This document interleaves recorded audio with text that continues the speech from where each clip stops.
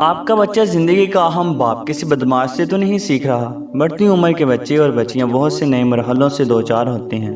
ایسے موقع پر بیٹیاں اکثر خوش نصیب ہوتی ہیں کہ انہیں ماؤں سے ہر چیز کی ہدایات بر وقت مل جاتی ہیں، مگر بیٹے وہ بیچارے اس سے محروم ہی رہتے ہیں، کیونکہ باپ یہ کہہ کر فارغ ہو جاتے ہیں ہو جائے گا خود ہی سب معلوم، ہمیں بھی تو ہوا ہے نا۔ تو جن کو خود معلوم ہوتا ہے ان کا حال ویسا ہی ہوتا ہے جو ڈاکٹر صاحب ویڈیو میں بتا رہے ہوتے ہیں۔ وہ عورت کو ہر عمر ہر جگہ صرف آبجیکٹ کے طور پر ہی لیتے ہیں۔ ان کی نگاہ میں بیٹی کی عمر کی بچی دیکھ کر اپنی بیٹی نظر نہیں آتی، اس کی نگاہیں جھکتی نہیں بلکہ ان کی نگاہیں گندی ہی رہتی ہیں۔ کچھ عمر رسیدہ خاتون کو دیکھ کر بہن یاد نہیں آتی، کیونکہ انہوں نے یہ سیکھا ہی نہیں ہوتا۔ تو ایسے میں ماؤں کو کیا کرنا چاہیے؟ کیا وہ بھی اس کو حیا اور شرم کی اوڑھنی ڈال کر اگلی نسل کو بھی ایسا کرنے اور ایسا بننے کے لیے چھوڑ دیں؟ ہرگز نہیں۔ مائیں جہاں اور بہت سے فرائض سر انجام دے رہی ہیں، وہاں یہ کام تو ان کو لازمی کرنا ہوگا۔ تو سوال یہ ہے کہ وہ کیسے کیا جائے؟ تو ویڈیو دیکھیے، آپ کو بہت کچھ جاننے کو ملے گا۔ وہ ٹین ایج کا ہو چکا تھا، آواز کے ساتھ جسمانی تبدیلیاں بھی آ رہی تھی، انداز میں چڑچڑاہٹ، بات بات پر چیخنا، پریشانی، کنفیوژن۔ اسے سمجھ آنے لگی تھی کہ بیٹا نئی ہونے والی تبدیلیوں کی وجہ سے پریشان ہے اور زیادہ دھیان دینے لگی۔ واش روم میں کتنا وقت گزارتا ہے، کن چیزوں پر وہ شدید رد عمل دکھاتا ہے، ہر چیز نوٹ کرنے لگی۔ ایک دن دیکھا کہ وہ رات میں اٹھا اور پریشان سا ہے، واش روم میں بہت دیر لگائی تھی اس نے، واپس آ کر سو گیا اور وہ خاموشی سے واش روم گئی۔ اس کا اندازہ درست تھا، اس نے واش روم میں واشنگ کا سامان لا کر رکھا اور صبح اس کے جاگتے ہی دھیرے سے اس کے بیڈ پر جا بیٹھی۔ وہ کنفیوز سا تھا۔ ماں نے گود میں سر رکھا اور سہلانے لگی۔ پریشان ہو؟ وہ خود کو سنبھالتے ہوئے بولا۔ نہیں تو بالکل بھی نہیں۔ ماں نے گود میں رکھے سر پر پیار کیا اور مسکرائی اور کہا پریشان ہونا بھی نہیں چاہیے، ایسی باتوں پر کیا پریشانی، یہ تو نارمل سی چیزیں ہیں، اللہ نے انسان بنایا، اس کے ساتھ ساتھ ہر چیز بنائی۔ وہ خاموش رہا۔ پھر ماں نے دھیرے دھیرے سمجھانا شروع کیا، دیکھو بیٹا، اللہ تعالیٰ کی تخلیق ہے اور رب نے اس کے جسم میں بہت سارے آٹو سسٹم سے رکھے، کچھ پیدا ہوتے ہی آپریٹ ہو جاتے ہیں اور کچھ وقت پر ہوتے ہیں، جیسے رونا، چلانا۔ یہ سب سسٹم بچے کی پیدائش کے ساتھ ہی اپنا کام شروع کر دیتے ہیں۔ اسی طرح کچھ چیزوں کی ڈیمانڈ پیدا ہوتے ہی شروع ہو جاتی ہے، جیسے بھوک، پیاس، نیند، یہ سب انسان کی ضروریات ہیں۔ دھیرے دھیرے جب وہ بڑا ہو جاتا ہے تو اسے اور چیزوں کی ضرورت محسوس ہوتی ہے، جیسے ایک وقت تک وہ صرف بیڈ پر لیٹا رہتا تھا، اب بیٹھنے کی کوشش کرتا ہے، پھر ایک ایک قدم اٹھانے کی کوشش کرتا ہے، اس کے قدم اب چلنا شروع کرتے ہیں، زبان بولنے کی کوشش کرنے لگتی، غرض اسی طرح اس کی ضروریات کا دائرہ بڑھتا چلا جاتا ہے اور اب اس کے جسم میں بھوک، پیاس اور نیند کے علاوہ اس کے جسم کے اور سسٹم بھی ایکٹیو ہونے لگتے ہیں۔ یہ کوئی انہونی بات نہیں، نہ ہی کسی ایک تنہا فرد کے ساتھ پیش آتی، یہ سلسلہ اللہ تعالیٰ نے تمام انسانوں کے ساتھ رکھا ہے، اس لیے عجیب کچھ بھی نہیں اس میں۔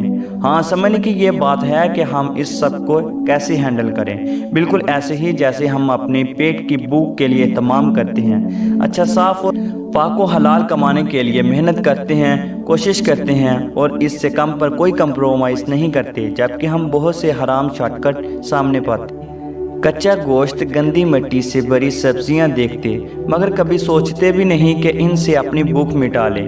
تو بس یہ بھی ایک ایسی ہی ایک باڈی سسٹم کا ایکٹیو ہونا ہے اور ایک ضرورت ہے جو اللہ نے انسان میں رکھا، ساتھ ہی ہدایات بھی دے دی کہ اسے پورا کیسا کیا جائے اور جب تک پورا نہ ہو تو خود کو کیسے سنبھالا جائے اور کسی حرام یا غلط شارٹ کٹ کی طرف نہ جایا جائے۔ اس کے چہرے سے ماں نے جان لیا تھا کہ وہ اب پرسکون ہونے لگا تھا۔ ماں نے ہنستے ہوئے کہا، کچھ سمجھ بھی آ رہی ہے یا سب کچھ اوپر سے اڑ رہا ہے؟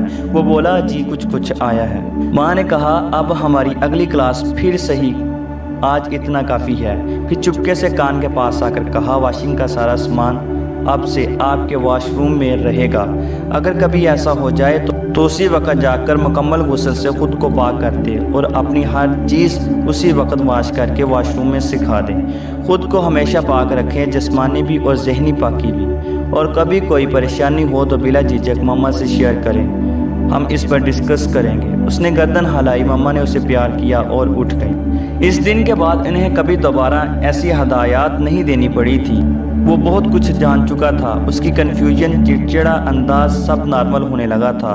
कुछ ही दिन हुए थे कि वो सब कज़न्स इकट्ठे हुए और वो अपनी हम उम्र कज़न के साथ कंधे पर हाथ रखे बैठा था।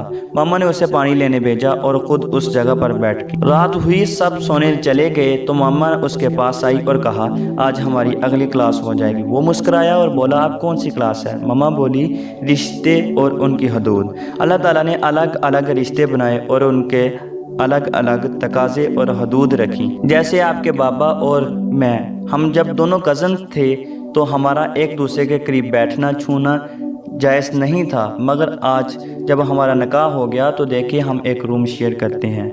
ये है रिश्ते की हदूद और तकाजे।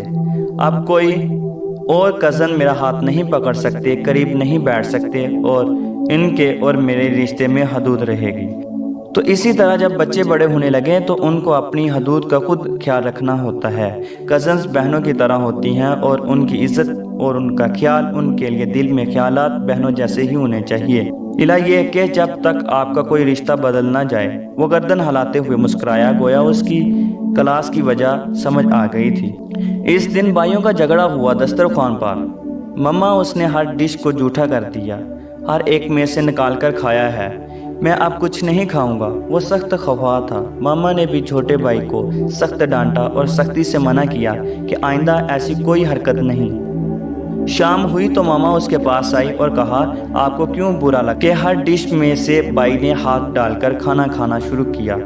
मम्मा देखे ना कितनी गंदी हरकत है, अपनी प्लेट में लेकर खाए ना, सबका खाना गंदा कर दिया, ऐसे तो दिल खराब हो जाता है ना। मम्मा ने कहा, बिल्कुल ठीक कहा आपने।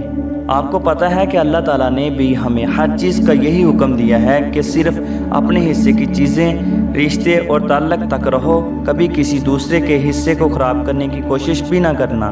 मम्मा बोली, अल्लाह ताला ने जब इंसान की तख्लीक की तो इसके हसब नसब का एक सिलसिला चलाया और अल्लाह उसे मुकम्मल पाक रखना चाहता है बगैर किसी मिलावट के, इसीलिए उसे हर हराम रिश्ते और ताल्लुक से रोक दिया।